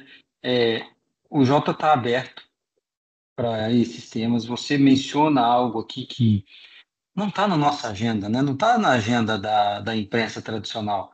Vigilância sanitária em tribunais superiores. Quando é que vocês viram alguma matéria sobre isso ou algum repórter indo atrás dessas coisas?